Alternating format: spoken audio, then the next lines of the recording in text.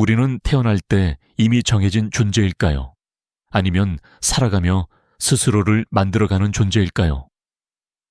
이 질문은 가끔 철학책 속 문장처럼 보입니다. 하지만 사실은 매일 아침 우리에게 돌아옵니다. 출근길 거울 앞에서, 회의실 문을 열기 직전, 가족에게 짧은 답장을 보내고 다시 화면을 바라볼 때 우리는 묻습니다. 나는 원래 이런 사람인가? 아니면 이렇게 살아온 끝에 이런 사람이 된 것인가?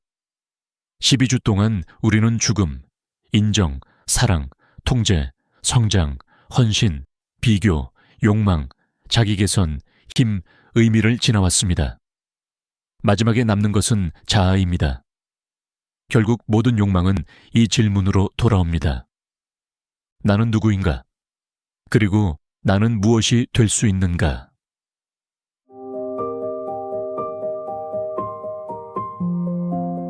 다윈에게 인간은 완성된 조각상이 아니었습니다.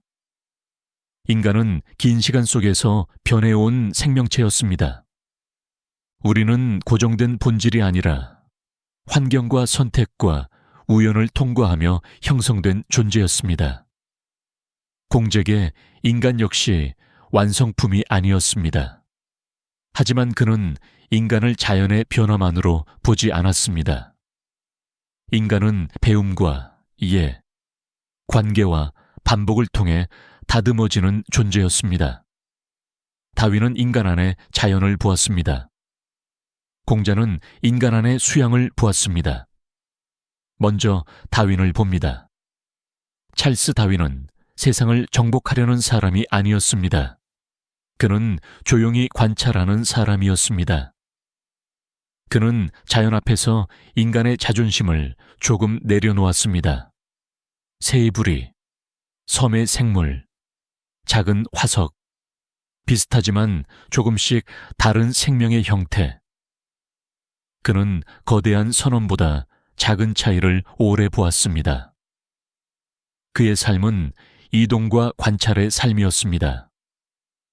비그로 항해는 단순한 모험이 아니었습니다. 그 항해는 인간이 자기 자신을 다시 보게 만든 긴 흔들림이었습니다.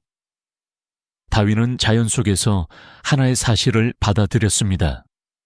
생명은 변한다. 변화는 예외가 아니라 규칙이다. 존재는 한 번에 만들어지는 것이 아니라 긴 시간 속에서 조금씩 달라진다. 그가 붙잡은 핵심 욕망은 진실을 보고 싶은 욕망이었습니다. 그러나 그 진실은 인간을 위로해주는 진실이 아니었습니다. 그 진실은 인간을 특별한 중심에서 내려오게 하는 진실이었습니다. 인간은 자연 밖에 따로 놓인 존재가 아니다. 인간도 생명의 연속선 위에 있다. 우리의 몸과 감정과 두려움과 욕망도 오래된 생존의 흔적을 품고 있다. 이 욕망이 강해진 이유는 분명했습니다. 다윈은 너무 많은 차이를 보았습니다. 그리고 그 차이가 무작위 장식이 아니라 살아남기 위한 흔적처럼 보인다는 것을 느꼈습니다. 그는 자연을 보며 인간의 위험을 부정하려 한 것이 아닙니다.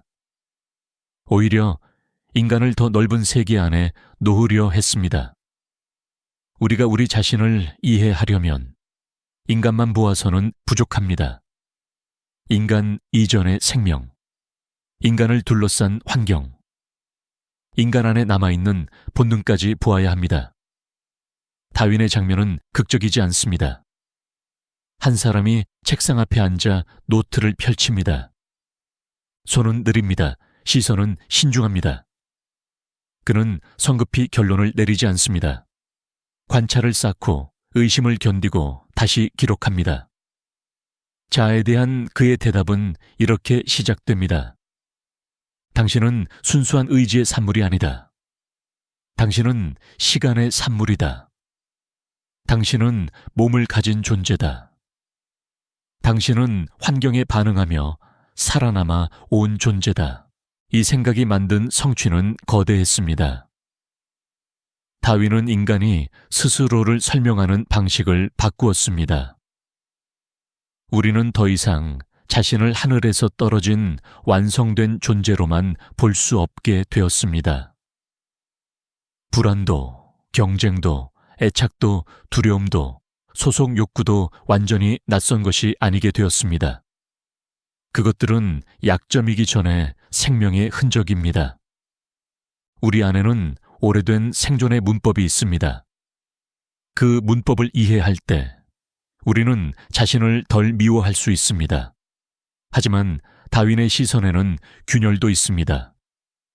인간을 변화의 산물로만 보면 우리는 쉽게 말할 수 있습니다. 나는 원래 이렇다. 내 본능이 그렇다. 환경이 나를 이렇게 만들었다. 그 말은 때로 정확하지만 때로 책임을 약하게 만듭니다. 자아가 적응의 결과라면 나는 어디까지 나를 바꿀 수 있을까요?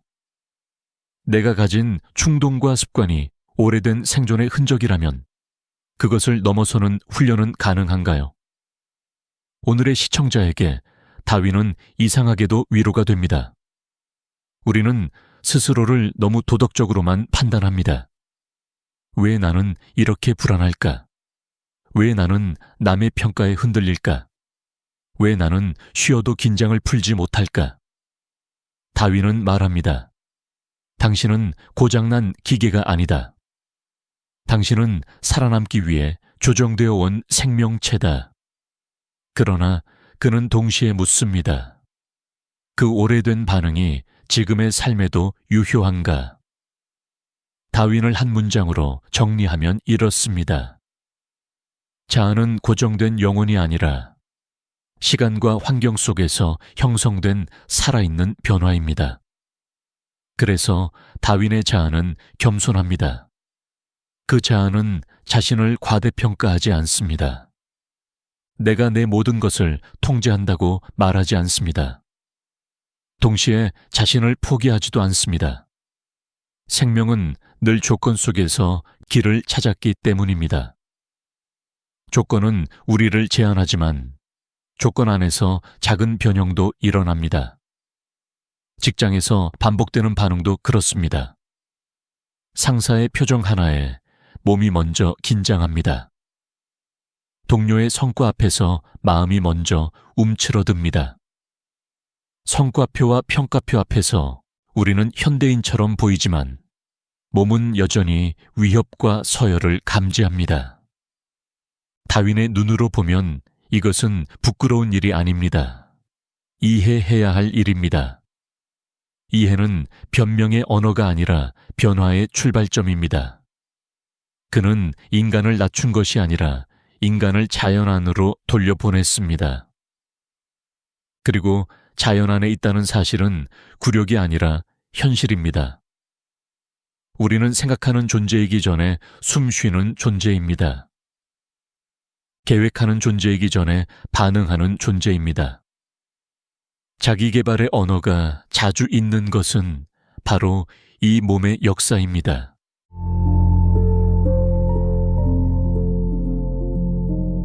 이제 공자를 봅니다. 공자는 인간을 변화하는 존재로 보았지만 그 변화의 중심에 자연 선택이 아니라 수양을 두었습니다. 그에게 인간은 그냥 흘러가도 되는 존재가 아니었습니다. 인간은 익혀야 하는 존재였습니다. 배워야 하고 반복해야 하고 관계 속에서 자신을 다듬어야 했습니다. 공자의 시대는 안정된 시대가 아니었습니다. 질서가 흔들리고 권력이 갈라지고 말과 행동의 무게가 가벼워지던 시대였습니다. 그는 혼란 속에서 인간을 보았습니다. 사람은 욕망을 갖고 태어납니다. 분노도 갖고 태어납니다. 인정받고 싶은 마음도 갖고 태어납니다. 하지만 그것만으로는 사람이 사람답게 살 수 없습니다. 사람은 자신을 조율하는 법을 배워야 합니다. 공자가 붙잡은 핵심 욕망은 사람이 사람다워지는 길을 찾고 싶은 욕망이었습니다.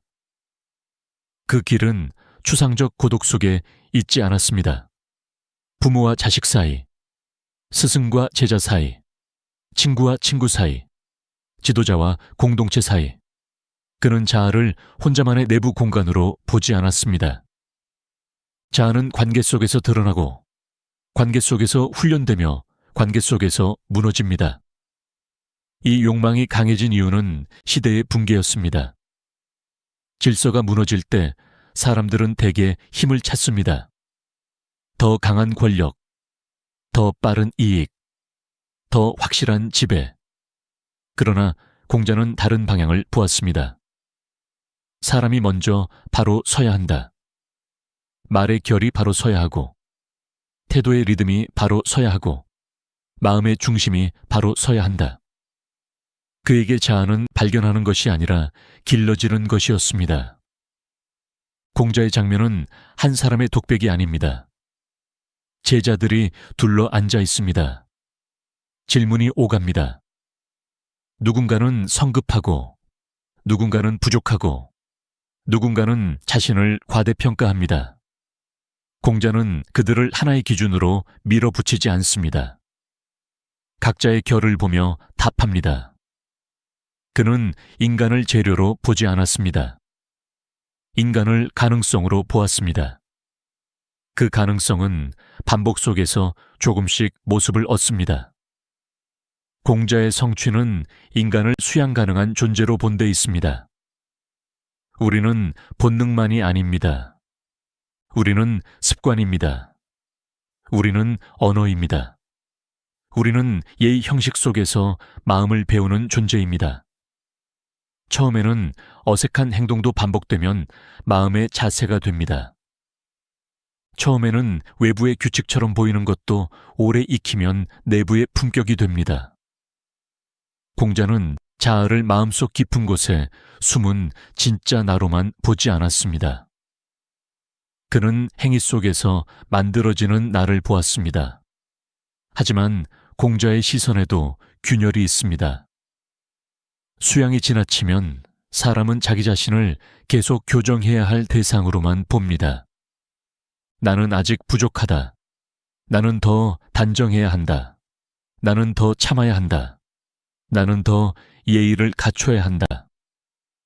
이 말은 성숙을 돕기도 하지만 때로 살아있는 감정을 억압합니다. 관계 속에서 나를 다듬는 일은 귀하지만 관계의 기준만으로 나를 판단하면 자아는 숨을 잃습니다. 오늘의 시청자에게 공자는 낯설면서도 익숙합니다. 우리는 모두 자기 관리를 합니다. 말투를 조절합니다. 표정을 정리합니다. 평가받는 자리에서 감정을 숨깁니다. 리더로 보이기 위해 흔들림을 감춥니다. 좋은 부모, 좋은 동료, 좋은 상사, 좋은 전문가가 되기 위해 자신을 계속 다듬습니다. 공자는 이 노력을 가볍게 보지 않습니다. 그는 말합니다. 사람은 저절로 성숙해지지 않는다. 삶에는 익힘이 필요하다. 그러나 그는 동시에 우리에게 부담을 남깁니다. 계속 다듬어진 자아는 어디에서 쉴 수 있을까요? 예의 바른 사람이 되려는 마음은 언제 진짜 마음을 가릴까요? 좋은 사람이 되려는 노력이 어느 순간 나를 잃는 방식이 되지는 않을까요? 공자의 자아는 아름답지만 긴장되어 있습니다. 그 자아는 스스로를 방치하지 않습니다. 하지만 때로 스스로를 너무 오래 붙잡습니다. 공자를 한 문장으로 정리하면 이렇습니다. 자아는 타고난 본능의 이름이 아니라 관계와 반복 속에서 길러지는 인간의 품격입니다. 이제 두 사람을 마주 세워 봅니다. 다윈은 말합니다. 인간을 이해하려면 생명의 시간을 보아야 한다. 공자는 말합니다. 인간이 되려면 배움의 시간을 살아야 한다. 다윈에게 자아는 적응의 결과입니다. 공자에게 자아는 수양의 결과입니다. 다윈은 우리에게 묻습니다. 너의 반응은 어디에서 왔는가? 공자는 우리에게 묻습니다. 너는 그 반응을 어떻게 다룰 것인가? 두 사람은 서로 반대처럼 보이지만 사실 하나의 인간을 다른 층위에서 봅니다. 다윈은 인간의 바닥을 봅니다. 몸과 환경과 생존의 흔적을 봅니다. 공자는 인간의 방향을 봅니다. 태도와 관계와 반복의 힘을 봅니다. 바닥을 모르면 우리는 자신을 잔인하게 판단합니다. 방향을 잃으면 우리는 자신을 너무 쉽게 합리화합니다. 그래서 자아는 둘 중 하나가 아닙니다. 나는 원래 이런 사람이라는 말만으로는 부족합니다. 나는 이렇게 되어야 한다는 말만으로도 부족합니다. 우리는 만들어진 존재이면서 다시 만들어갈 수 있는 존재입니다. 우리는 생명의 과거를 품고 있지만 삶의 형식을 새로 익힐 수 있습니다. 그 사이에서 인간의 깊이가 생깁니다. 대비의 핵심은 책임의 위치입니다. 다윈은 책임을 줄이지 않고 먼저 조건을 보게 합니다. 나는 왜 이렇게 반응하는가? 내 몸은 무엇을 위험으로 읽는가? 내 삶은 어떤 환경에 오래 적응해 왔는가? 공자는 그 다음을 묻게 합니다. 그렇다면 나는 어떤 말을 익힐 것인가? 어떤 태도를 반복할 것인가? 어떤 관계 안에서 나를 더 넓게 만들 것인가? 현대인은 두 시선을 모두 잃기 쉽습니다. 본능을 모르면 자신을 미워합니다. 수양을 잃으면 자신을 방치합니다. 자아를 오직 성과로만 보면 몸의 역사를 잊습니다. 자아를 오직 감정으로만 보면 관계의 책임을 잊습니다. 다윈과 공자는 서로를 보완합니다. 한 사람은 우리가 어디에서 왔는지 낮은 목소리로 말합니다. 다른 한 사람은 우리가 어디로 다듬어질 수 있는지 묻습니다. 이제 질문은 우리에게 돌아옵니다. 당신은 자신을 무엇으로 설명하고 있습니까? 타고난 성격, 어린 시절, 가족의 분위기, 직장의 압력, 실패의 기억, 성공의 습관. 이 모든 것은 당신을 만들었습니다. 그 사실을 부정할 필요는 없습니다.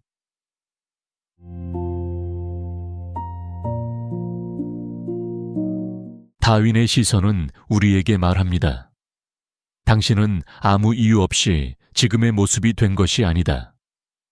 당신의 불안에도 역사가 있고, 당신의 방어에도 이유가 있고, 당신의 욕망에도 오래된 생존의 흔적이 있다. 그러나 거기에서 멈추면 자아는 과거의 기록이 됩니다. 나는 원래 이렇다는 말은 편안하지만 위험합니다. 그 말은 상처를 설명해 주지만 변화를 막을 수도 있습니다. 나는 경쟁적이다. 나는 예민하다. 나는 인정에 약하다. 나는 가까운 관계에서 도망친다. 이 말들이 사실일 수 있습니다. 하지만 사실이라고 해서 마지막 문장이 되는 것은 아닙니다. 공자의 시선은 다음 질문을 꺼냅니다. 그렇다면 무엇을 익힐 것인가? 어떤 말을 줄이고 어떤 말을 남길 것인가? 어떤 반응을 늦추고 어떤 태도를 반복할 것인가? 어떤 사람 앞에서 더 나은 사람이 되려고 노력할 것인가? 자아는 혼자 방 안에서 발견되는 보석이 아닙니다. 자아는 하루의 말투, 약속을 지키는 방식, 화를 다루는 속도, 타인의 고통을 지나치지 않는 습관 속에서 형태를 얻습니다. 하지만 이 질문에도 조심해야 할 것이 있습니다.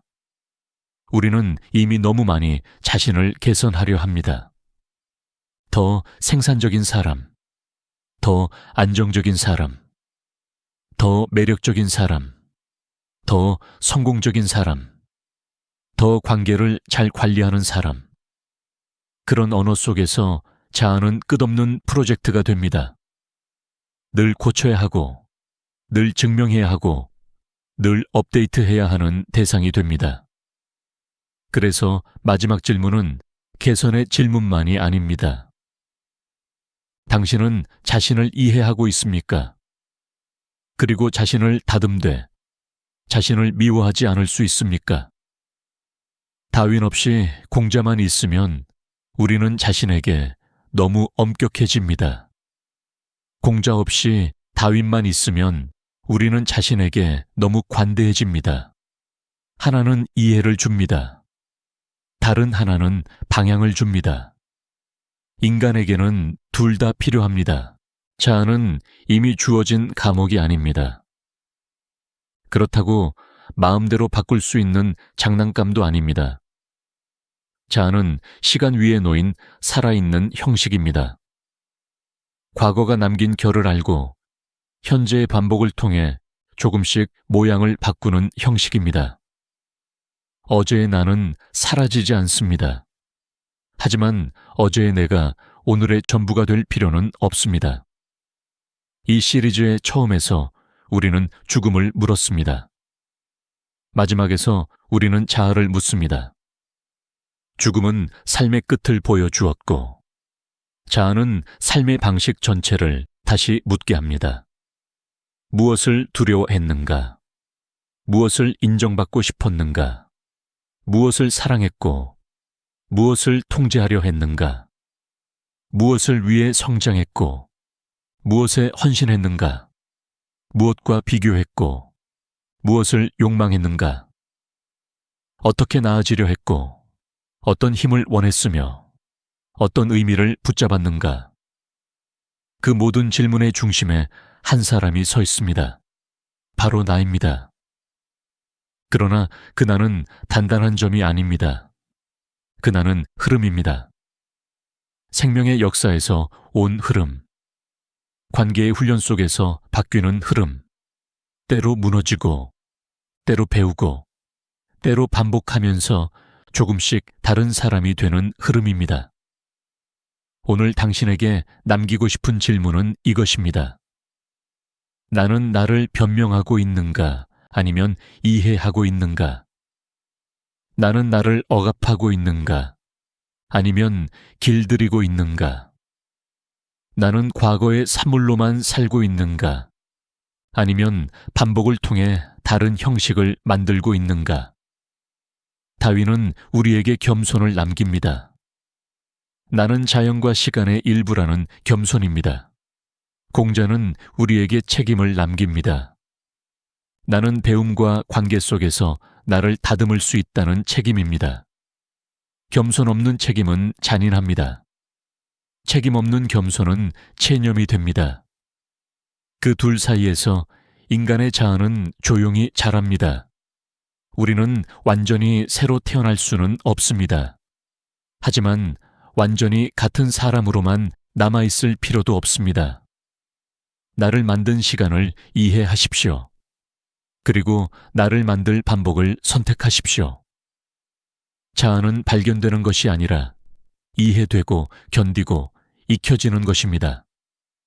인터비타스 12 주 여정은 여기에서 닫힙니다. 하지만 질문은 닫히지 않습니다. 내가 누구인지 묻는 일은 끝나지 않습니다. 그 질문을 품고 사는 방식이 곧 한 사람의 삶입니다.